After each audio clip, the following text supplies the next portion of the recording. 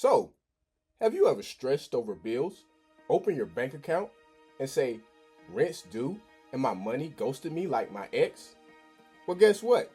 You're not the first. Side hustles didn't start with TikTok, Uber, or drop shipping. Nah, the original side hustlers were grinding in muddy boots, pushing carts, shining shoes, and sewing clothes just to eat.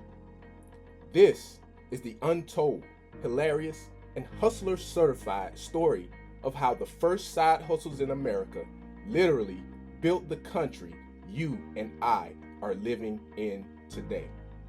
And if you stick with me, you're going to learn, laugh, and get fired up to start your own legacy.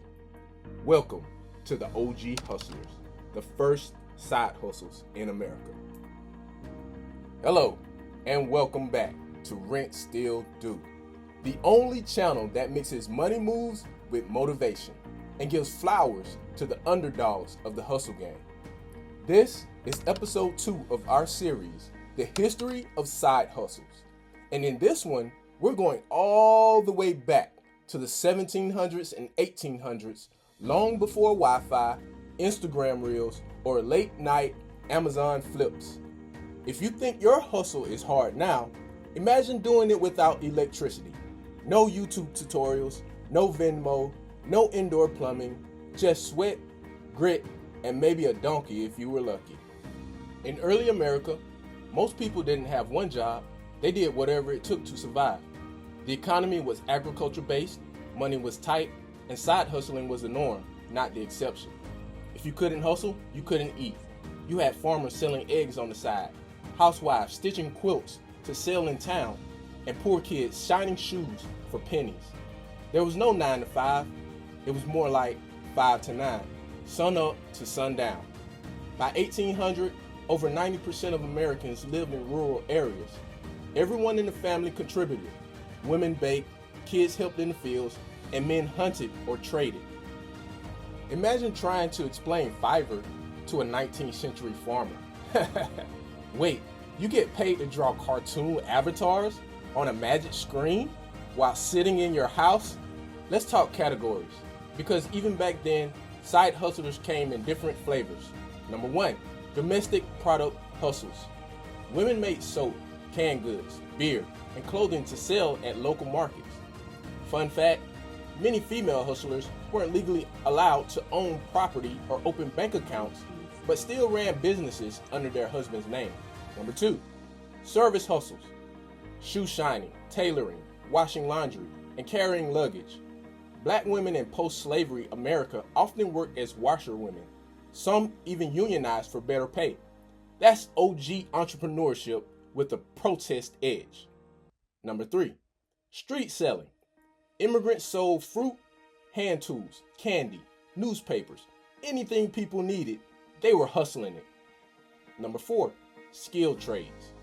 Barbers, carpenters, blacksmiths. These weren't just jobs.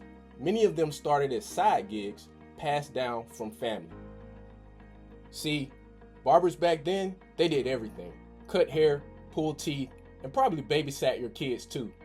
They were the original multitaskers.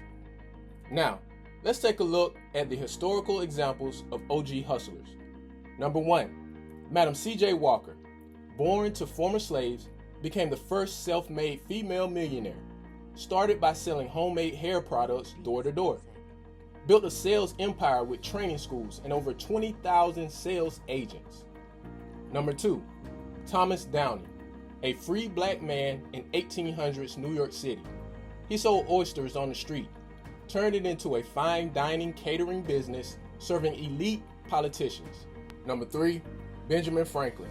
Yes, the kite dude. Also a printing tycoon, publisher, inventor, and full-time hustler. Started as an apprentice and launched his own printing press and newspaper.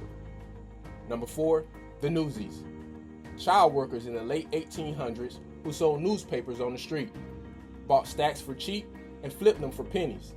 If that ain't retail arbitrage before eBay, I don't know what is.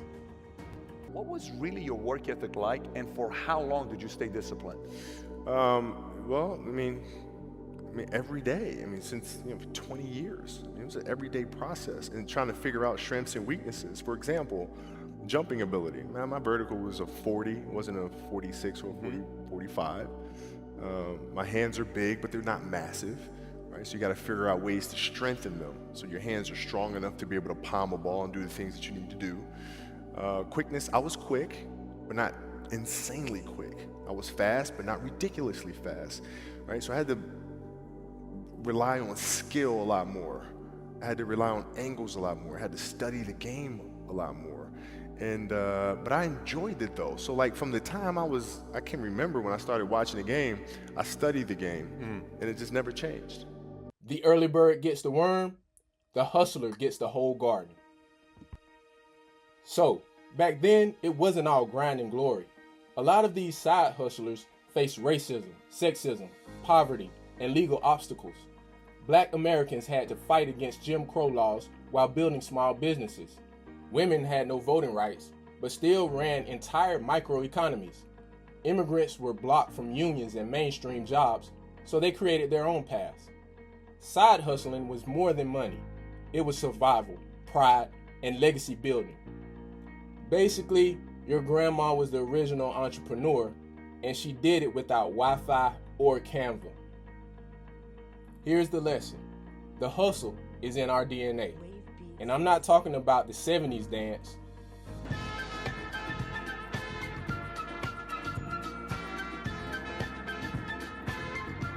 We've been adapting, creating, flipping, and building for centuries. The tools have changed, but the mentality, same.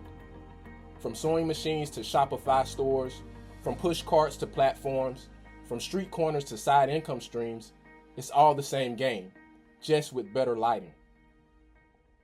So, the next time someone clowns your side hustle, remind them, you're just walking the same path paved by legends. You're a part of the same story that built America's economy. 3 pieces of advice to entrepreneurs. What are your 3 pieces? I'm an entrepreneur, so you can share them with me. Okay. How would you advise me? Well, first of all, I really need to give some thought to like, how can I provide advice that would be most helpful? And I'm not sure I've given enough thought to that to give you the best possible answer. But I think certainly being focused on something that you're confident will have high value to someone else, and just being really rigorous in making that assessment, because people tend to, a natural human tendency is wishful thinking. So a challenge for entrepreneurs is to say, well, what's the difference between really believing in your ideals and sticking to them versus pursuing some unrealistic dream that doesn't actually have merit? And that is a really difficult thing to tell. Can you tell the difference between those two things? Right. You know? So you need to be sort of very rigorous in your self-analysis. I think certainly extremely tenacious, and then just work like hell. I mean, you just have to put in, 80 to 100-hour weeks every week. In the next episode, we're going to break down how the internet changed the hustle forever. From Craigslist to YouTube to Venmo, get ready for the digital boom. Until then, drop a comment below. What's the oldest or weirdest hustle you've ever seen or tried? Hit the subscribe, turn on the bell, and remember, even if your rent's still due, your come up is too.